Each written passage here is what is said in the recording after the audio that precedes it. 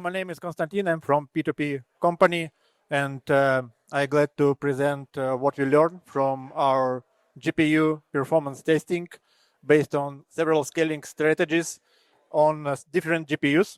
So I'm from P2P Labs team. It is a team of infrastructure engineers, and we are running different types of nodes in several networks. Mostly these networks related to privacy. And our research covers not only zero-knowledge proofs, but fully homomorphic encryption, trusted execution environment, trusted data executions, and multi-party computation systems. So everything that makes your network more secure, more fast, and more private. And why this GPU topic important? So when you're running a GPU-based network, GPU performance is a main cost driver for your network, and also GPU performance defines how scalable your network can be and how private it can be. So you should always find some balance between speed and expense of your network. And there are a lot of issues with GPU. How can you choose the right one? And there are a lot of vendors and a lot of different types of GPUs on the market. Some of them pretty expensive, some of them pretty cheap. And you can try to compare them on some basic values, for example, on CUDA cores or memory, base frequency, or maybe even teraflops, but it doesn't mean nothing for your software computation, because even if you try to buy the most expensive GPU, it doesn't mean that it will solve all your problems. In our research, I will show you one of the top GPU on the market, H100, which performs even worse than a common and a cheaper one. So the second problem with GPU is to scaling.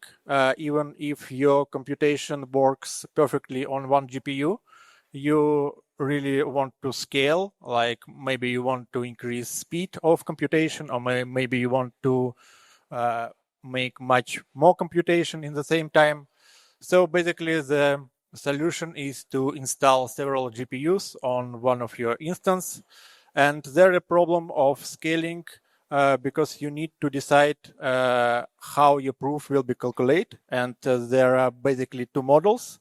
It's sharing models when you try to calculate one proof, the same proof on the several GPUs. For example, 2 GPU calculating your proof and trying to do it more fast, or even 8 GPUs. And the second model is interproof scaling, when each of your GPU calculate the different proof. So in the same time, you have 8 different proof on your instance. And the difference between these scaling models are highly depend on software computation. But from our experience, we can see that the final result can differ a lot based on this model, because you also can choose not only intra or interproof scaling, but you can choose something in between.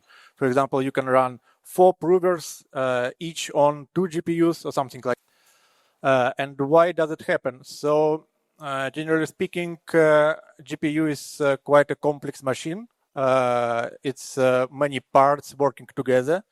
And at high level, we can see streaming multiprocessors, which can run thousands of threads, and they all should be busy all the time to make it perform.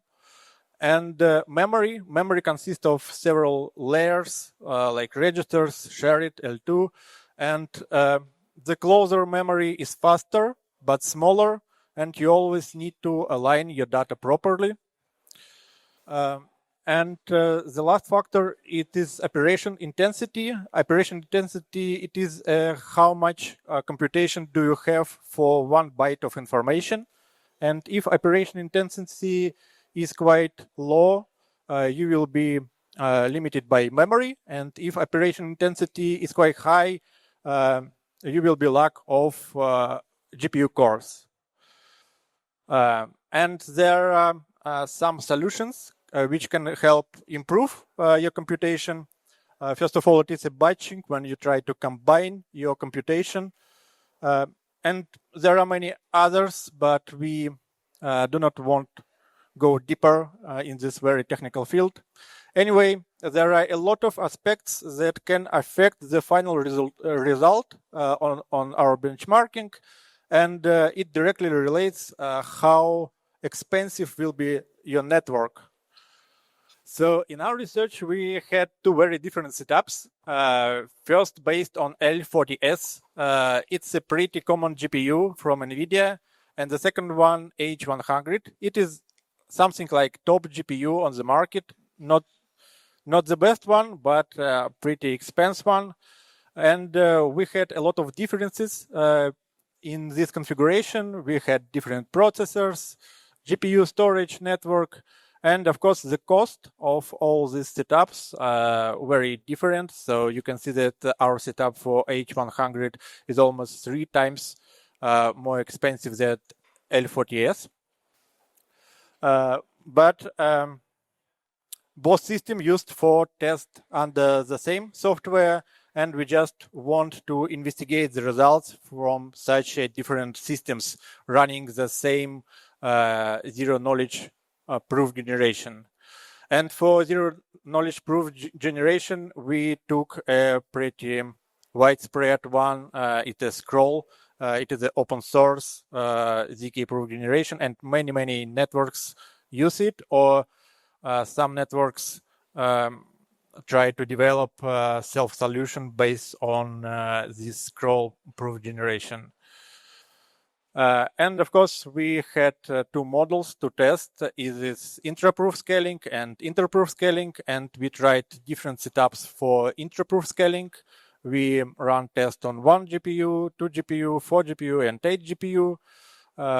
And of course, inter-proof when we run 8 GPU on 1 on each GPU.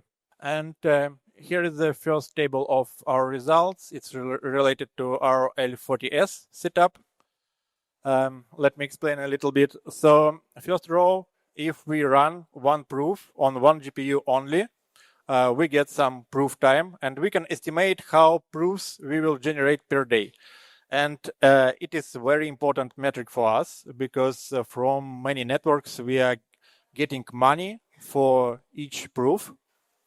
And if we add 1 additional GPU to our proof generation, and we will share this proof generation between these 2 GPUs, we will get only small benefits, like 122 proofs per day. It's less than 10%, but maybe somebody expects that it will be 100% plus, but it's not. And the same situation if you add more and more GPUs. And the interesting part here, when we tried to share 1 proof on 8 GPU, we got result even worse if we run the same proof on 4 GPU. So adding GPU provides us even less benefit. And the last test we had, it is a parallel running for proofs. So we had 8 proof, 1 on each GPU. And you can see that result of proof per day is much better. It is the best result that we have.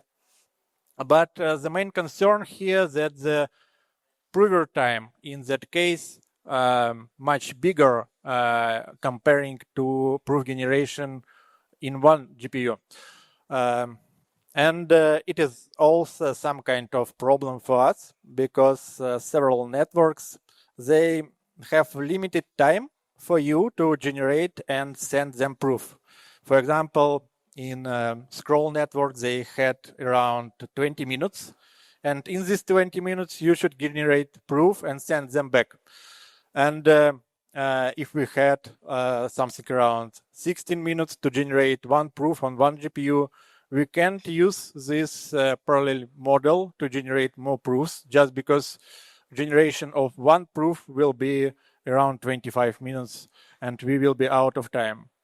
And that made this network very hard to scale. It was very expensive. And here is the visualization of this data from this table.